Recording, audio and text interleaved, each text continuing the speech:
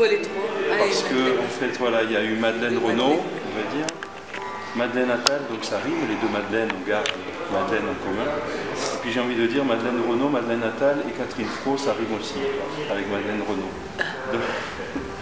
Donc c'est une lignée de sœurs Winnie, qui sont les filles peut-être du docteur Beckett. Et donc je voulais vous demander, ça l'a fait quoi de se retrouver dans ce sillon ouvert par Madeleine Renaud au Théâtre du Rond-Point en 68? En fait, moi, c'est une émotion que j'ai eue quand j'avais 18 ans. J'ai vu Madeleine Renaud, qui le jouait déjà depuis un certain temps. Et j'avais été fortement impressionnée par le texte d'abord, par elle aussi, bien sûr. Mais j'avais été fortement impressionnée par l'idée de cette femme qui s'enfonce dans le temps et dans la terre. Et j'avais trouvé Madeleine Renaud merveilleuse là-dedans, avec une insouciance absolue de ce qui lui arrive. Et Jean-Louis Barrault à côté, bien sûr. Enfin, au moins, toute jeune actrice, c'était un bijou. Un bijou sonore. Et en plus sur le surréalisme, à l'époque j'adorais le surréalisme, ça m'intéressait beaucoup. Et j'avais trouvé que c'était une pièce totalement surréaliste. J'avais découvert Beckett. Et le théâtre aussi, l'envie de faire du théâtre. Mais ça je l'avais déjà depuis l'âge de 16 ans, 15 ans. Et j'ai envie de dire, cela fait quoi de devenir chaque soir en sensation cet oiseau mazouté, puisque c'est l'un des commentaires que fait Beckett, je crois, l'oiseau mazouté de Winnie sur le sable, causant avec la tortue Willy, qui nous tourne le dos. Et ça fait quoi de se mettre dans les gestes, en fait, dans le corps de cet oiseau? Ça procure quelle sensation?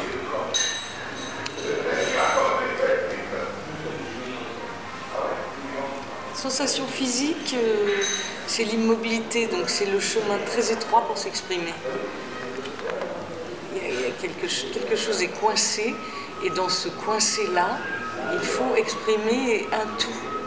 Donc c'est cette étroitesse d'expression qui donne quelque part une forme de liberté, enfin moi, que j'ai beaucoup apprécié.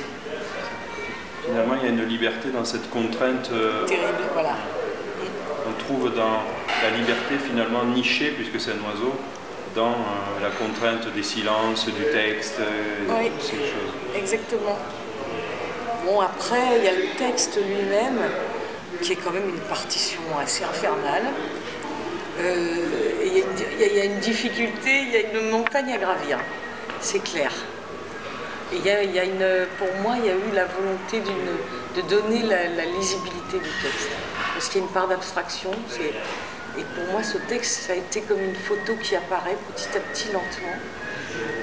Et il y a un concret derrière tout ça. Il y a une simplicité, voilà, que j'aimerais faire partager. Et pour en venir à la poésie de Beckett, qui c'est peut-être ce chemin vers l'abstraction, mais c'est aussi peut-être, moi je veux dire, il y a plusieurs passages qui me fascinent. Il y en a un, c'est cette grande poupée Millie, qui est finalement le Mildred. M de Mildred. Voilà, Mildred. Voilà, et il appelle Millie, je crois, après, en fait. Millie, oui, c'est vrai. Voilà. Et parce qu'en fait, si on prend Millie, finalement, le W et le M, c'est finalement le reflet inversé J'avais pas pensé à ça. Dans le miroir de la vieillesse. Et en fait, il y a ce reflet inversé et il y a cette âme poétique de l'enfant qui est au cœur de l'humain, j'ai l'impression, dans cette femme. Ouais. Et si Baudelaire dit le génie, c'est l'enfance retrouvée à volonté, j'ai l'impression que c'est un peu ça, Millie dans Winnie. Oui. En fait, et puis en plus, c'est le deuxième acte. C'est avant la mort, d'une certaine manière. Donc c'est l'enfance retrouvée au moment de la fin. C'est la fin et le début se mêlent. C'est une naissance et une mort mêlée. Enfin, c'est vraiment un texte qui évoque des tas de choses, et notamment les contraires. Les contraires sont extrêmement mis en valeur dans ce texte, tout le temps, tout le temps, tout le temps. C'est truffé de contraires. Le haut et le bas, la pesanteur et l'apesanteur à l'apostrophe. Et tout est la mort et la naissance. C'est pas une pièce sur la mort, c'est une pièce sur la vie et la mort. C'est vraiment... Et tous les contraires sont tout le temps là. C'est assez fou. L'amour, la détestation, le noir et le blanc, le rire et la tristesse, l'intelligence et le doute de cette intelligence. Tout est toujours profondément ambigu. Pour moi, c'est un texte d'une ambiguïté totale. C'est finalement très taoïste, si on veut le dire, puisque au milieu du blanc, finalement, de la mort, il y a la vie, et inversement, quoi. En fait, dans les moments où on parle de la vie, en même temps, on prend conscience en infime, de façon taoïste, finalement, dans le noir de la mort, du blanc de la vie, et en permanence, on a l'impression qu'on a ça. Et c'est pour ça qu'à mon avis, ça ne peut pas être une actrice trop âgée qui le joue. Il y a une notion du milieu de la vie. Pour être justement rester dans cet équilibre-là, c'est-à-dire il y a eu une jeunesse et puis il y a une vieillesse qui arrive. Et elle est pionnière. À mon avis, c'est très essentiel ça. Et il y a écrit que c'est la cinquantaine et le mari c'est la soixantaine. Donc le mari, lui, il est effectivement il est déjà à quatre pattes, il courage et tout ça, il fait des bruits. Bon, après il y a la notion enfin il y a une plaisanterie sur le couple, on va dire. Et puis, mais enfin ça c'est... Il y a un équilibre dans cette ambiguïté. Et en plus, je me dis, elle est à moitié au départ. Donc finalement, comme elle est à moitié du temps, elle est à moitié corps, quoi. Ah oui. À mi-corps de sa vie, quoi, la femme de 50 ans ne peut plus faire d'enfants, a priori. Donc il y a aussi ça. Et puis moi, ce qui me fascine aussi, c'est qu'il y a toujours quelque chose qui est poétique dans cette volonté de toujours s'envoler, de cet art de s'envoler toujours malgré le mazout. En fait, il y a un envol, et il y a toujours aussi, dans cet envol, il y a aussi un moment qui me semble très important, c'est aussi cette ombrelle qui en même temps brûle, et il y a ce feu, et en fait, qui est jusqu'au bout, et cette musique aussi jusqu'au bout, cette chanson jusqu'au bout. Ce feu qui brûle jusqu'au bout est toujours mieux peut-être dans le vide, il y a besoin du vide pour brûler la flamme. En fait, et finalement, il y a aussi cette ombrelle mythique de Madeleine Renaud, dont vous m'avez dit, je crois, qu'elle ne pouvait plus brûler de la même façon, techniquement. En fait, vous m'aviez expliqué ça, que en fait, on ne pouvait pas avoir la même flamme que quand elle la faisait brûler au théâtre du Rond-Point. Ah, non, c'est difficile de faire s'enflammer les ombrelles actuellement. Oui. Donc, il y a toutes sortes de techniques, mais enfin ça paraissait assez compliqué. Ou alors c'était très coûteux. Donc il a fallu réfléchir, ils ont vu plusieurs personnes, c'était compliqué de la faire brûler. Et c'est vrai que sur Madeleine Renaud, il y avait des flamèches tout autour, comme une dentelle, et ça prenait le temps de brûler, et elle regardait ça, et c'était très curieux. Mais c'était presque un peu esthétique, c'était très joli. On ne peut pas faire brûler trop longtemps au théâtre, avec les problèmes de sécurité, tout ça. Donc c'est un envol vers le feu aussi, peut-être. Alors la signification, elle est bizarre. De toute façon, elle dit que c'est une canicule épouvantable. Oui, c'est une canicule, voilà. Donc il y a probablement une mauvaise réverbération entre le soleil et l'ombrelle. Il y a un truc qui a fait cramer le bidule. Oui, c'est ça. Si on veut être concret, à mon avis, c'est ça. Il y a un truc qui a fait cramer le bidule. Il y a probablement un éclat de soleil sur la pointe de l'ombrelle qui a dû faire une marque là et psh, ça s'est enflammé. Pas pour une explication scientifique serait là. Un truc qui me fait cramer le bidule. Ça me fait une belle transition parce que j'avais prévu de demander aussi, il y a une présence poétique, comme signalaient les commentateurs, des objets. Et notamment de cette brosse à dents là, qui occupe en fait, sa vue. Voilà, son quotidien, son brownie, je crois, en fait. Voilà, c'est le nom de... Et puis tous ces petits objets aussi qu'elle a, la loupe, tout ça. Le flingue, oui, voilà. C'est le brownie, voilà. C'est le flingue. Il y a tous les objets, des objets féminins, des objets usuels. L'objet pour se suicider ou s'entretuer, le pistolet. Puis voilà, des objets assez banals. Et son ombrelle pour la protéger du soleil, parce qu'elle est dans un... Ça peut être des tas de choses, ça peut être, je sais pas, la chaleur qu'elle développe elle-même, on ne sait pas. Et je voulais vous dire aussi, il me semble que la poésie, elle tient aussi à cette... il y a une dégradation de l'être. Il y a une dégradation de l'être humain dans cette pièce, c'est évidente, en fait. Mais aussi en même temps, il y a une célébration presque... Il y a une célébration du langage. Et en fait, c'est une pièce qui est faite par et pour le langage. Et presque une célébration dérisoire des mots. Enfin, je veux dire, en tout cas en permanence, célébration du jubilatoire même du langage. Vous le ressentez ça en fait quand vous la jouez? Oui, d'abord c'est l'ennui, c'est le mortel ennui qui fait que dans cette sensation effrayante, comment survivre? Et donc elle a décidé d'avoir toujours quelque chose à dire, de chercher un sujet. Et maintenant, qu'est-ce qu'on pourrait dire? Alors, par exemple, on pourrait partir sur ci, sur ça. Et alors là, moi, je pense, d'ailleurs, et elle égaye son quotidien par l'immédiateté. C'est-à-dire l'immédiateté de la pensée et comment elle pourrait la développer. Donc, elle est intelligente, confondante, merveilleuse de croire à cela. Et tout à coup, ça s'arrête parce que c'est un être humain. Il n'y a plus de pensée, il n'y a plus rien. Et en même temps, il est encore là, je veux encore pouvoir raconter. C'est quand même le couple, hein, c'est quand même pour lui tout ça. Et en même temps, Beckett n'oublie jamais qu'il y a le public, puisqu'il y fait référence plusieurs fois dans le texte, et que donc c'est aussi pour le public. C'est pour son mari, mais c'est pour le public.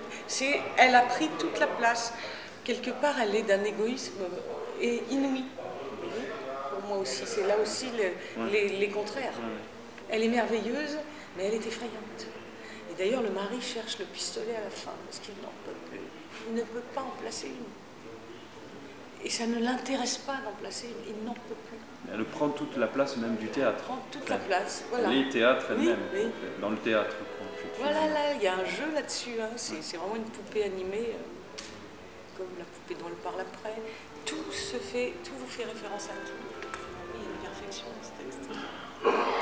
Il y a un théâtre, j'ai envie de dire, nous, dans la revue Souffle, on a consacré depuis le début, c'est une parole insoumise, puisque la revue a été créée en 1942, sous l'occupation à Montpellier, avec une presse, en fait, un poète et deux poètes, en fait, l'un était peintre également, ont voulu créer cette revue, et donc il y a toujours cette tradition de parole insoumise. Et moi, je sens, en fait, dans Beckett, et peut-être chez vous, cette fascination pour une parole insoumise face à une tradition théâtrale, face à un langage traditionnel, qui est toujours en fait voilà, quelque chose qui est insoumis dans ce texte, résolument insoumis. Sûrement. Je voulais vous poser après une dernière question, par rapport pour en venir à ce qui me semble, et finalement ça va boucler la boucle, puisque on va en arriver à cette idée que, comment dire, que finalement, en fait, vous disiez, c'est l'union des contraires. Et moi, je me suis demandé si ce texte qui vous fascine tant, et dont vous parlez merveilleusement, en fait, et que vous interprétez merveilleusement, d'ailleurs, vous allez le redonner, non, je crois, en fait. Oui, à Paris, dans 1 mois et demi.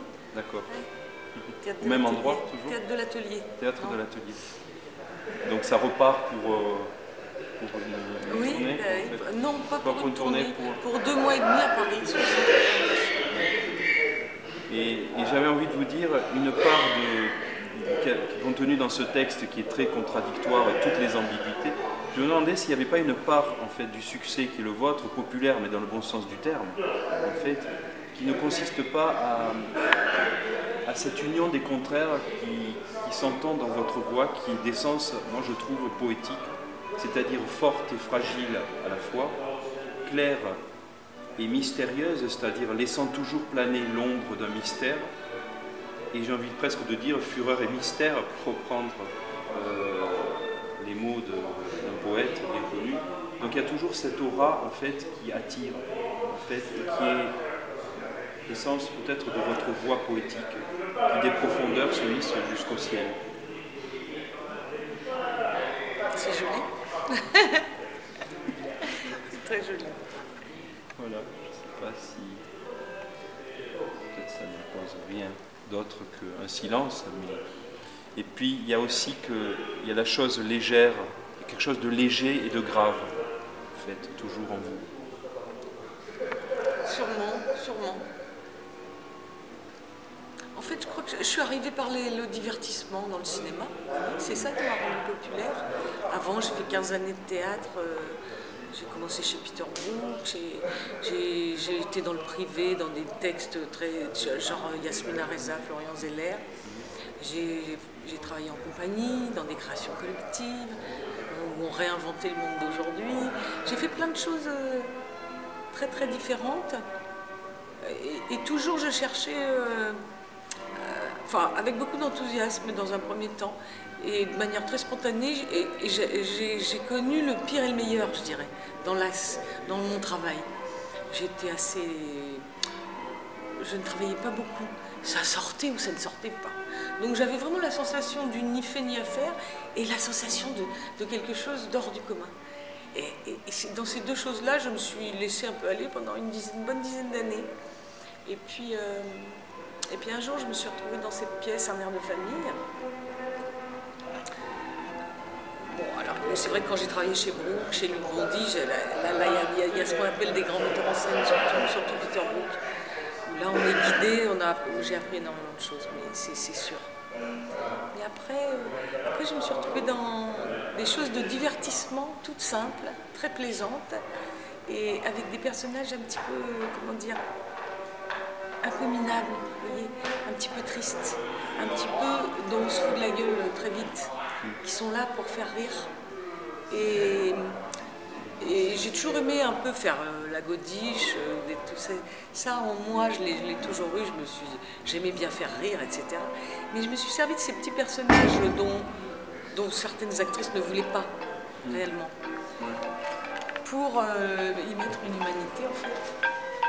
Dans Un air de famille notamment, j'avais un personnage pitoyable et confondant de drôlerie, mais que j'ai aimé profondément. Et j'avais une sensation toujours d'avoir une marionnette à animer, vous voyez. Et ça, cette distance-là, je l'ai eue à ce moment-là, très fort. Et ça m'a guidée pour animer un peu les personnages, comme si j'étais là, mais je n'étais pas tout à fait là. Après, il y a eu d'autres personnages où on est plus ou moins proches. Et voilà. Et je dirais que Winnie, elle fait partie de cette brochette-là. Sauf qu'il y a une écriture exceptionnelle. Ouais. Mais le personnage lui-même, elle est de cette nature. C'est une petite femme, petite bourgeoise. Voilà, il y a une simplicité, il y a une certaine médiocrité, la bourgeoisie. Il y a quelque chose d'étriqué, mais il y a quelque chose de grand. Et en fait, c'est vraiment cette petitesse et cette grandeur, moi qui m'anime, en tout cas de chercher cette grandeur en me sentant petite. Et je pense que le personnage de Winnie, il est au top de ça. Finalement, il y a une humilité toujours qui vous attire, ou des fois cet aspect contraint ou étriqué, mais finalement pour en faire quelque chose de sublime, on a souvent en fait l'impression que dans l'infime vous cherchez le sublime.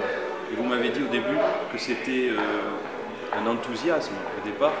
En fait, dans l'enthousiasme, il y a avoir Dieu en soi, puisque c'est théos en fait à l'intérieur. Donc en fait, finalement, on a l'impression que vous trouvez Dieu ou le sacré, ou du moins cette étincelle divine, dans la médiocrité, dans l'aspect étriqué. Oui, un peu. Oui, quelque chose comme ça. Oui. Pour finir, la dernière question. C'est une manière de se hisser. Voilà, se hisser. Comme Winnie. Exactement, elle se hisse en permanence. Voilà. Essayer de sortir de sa condition, et donc de se hisser. C'est le trajet personnel en fait. Voilà, donc, mais tout le monde, hein, voyez, tous les gens qui veulent faire quelque chose de bien cherchent à ça, cherchent ça. Mais tout en maintenant le contact avec la terre, en étant finalement le trait d'union entre cette terre, ce point de départ. Après, il ne faut pas perdre les pédales, il ne faut pas s'envoler, il ne faut pas se prendre pour je ne sais pas quoi. Enfin, il faut toujours prendre conscience du travail. C'est le travail qui maintient et qui crée la grandeur. C'est là. C'est ça. Ce qu'on dit en fait, Garcia Lorca, il a une phrase très belle pour parler du duende, donc du génie qui est le petit génie des bouteilles. Le duende, c'est ça en espagnol, ça veut dire le farfadet, le petit génie dans les bouteilles. Et donc il dit que dans sa théorie du duende, que finalement il applique aux acteurs, au flamenco, à la corrida, et il dit, je le dis ici à Nîmes, et donc en fait, Et il dit que c'est le pouvoir obscur de la terre qui monte, donc qui se hisse, il dit qu'il monte par la plante des pieds, mais qui monte. D'accord? Et donc c'est sa définition du génie créateur et qui s'applique aux acteurs, aux artistes, etc.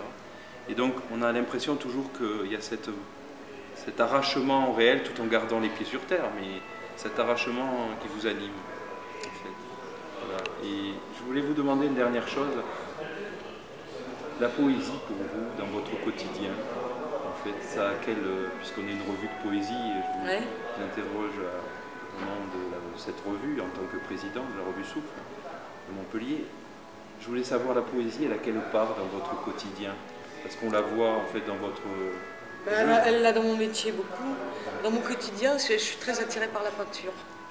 Vous voyez, donc dans la peinture, voilà, je cherche aussi ces choses-là, quoi. Donc je suis attirée par la peinture. Je peux aller à l'exposition, j'ai beaucoup de livres de peinture à la maison. Comme dit Horace, ut pictura poiesis, telle la peinture et la poésie. D'accord. Donc en fait, le regard du poète est un regard de peintre. D'ailleurs, il y a beaucoup de regards dans Winnie. On regarde beaucoup, elle est toujours en train, elle se déplace finalement par son regard. C'est-à-dire qu'elle cherche à être regardée surtout. Oui, en plus. Sinon, elle n'est rien. Elle n'est rien. Elle veut être vue. Et dans les poètes qui vous fascinent, ou les poèmes qui ont exercé une fascination chez vous, il y en a en fait Gainsbourg, hein, pour moi, un des plus contemporains, c'est Gainsbourg. Parce que maintenant, la poésie, elle est infiltrée comme dans la musique. Charles Trenet, Gainsbourg, Brassens. Sinon, plus récent, c'est plus difficile à trouver. La poésie a quelque chose d'ancien. Elle est du passé, mais d'un passé que j'ai du mal, moi, à mettre de côté, qui est ultra présent. Il y a Rimbaud, par exemple, ça vous attire, ça en fait? Oui, toujours. Ça, en fait, Rimbaud et Verlaine m'ont beaucoup attiré quand j'avais 20 ans, parce que il y a Léo Ferré les a mis en musique. Oui. Il monte au créneau. Grandiloquent. Ouais. Mais il y en a quelques-unes qui m'ont vraiment ouvert le texte. Il y a un poème de Rimbaud ou des choses qui vous particulièrement en fait. Oui, celui que j'avais dit le soir. Oui, d'accord. Oui, c'est Ma Bohème. Ma Bohème. Ma Bohème. Je vois le petit garçon, quoi, je sais pas comment dire. Je vois le petit jeune homme. Je le vois en tableau, je le vois bien sur les routes avec son manteau percé. Son paletot qui devenait idéal. Ouais. Voilà. Ben, en tout cas, on a presque bouclé la boucle puisque vous nous dites je vois le petit garçon et donc finalement Baudelaire dit que le génie c'est l'enfance retrouvée à volonté. Donc finalement c'est un peu ce que vous nous dites dans votre parcours avec Winnie, Mimi et puis Rimbaud. Merci en tout cas pour cette interview chaleureuse et ce sublime qui se niche toujours au creux de l'infini. Merci beaucoup d'avoir accepté de répondre on va à cette boire un verre interview. maintenant. Voilà. Hein? Merci.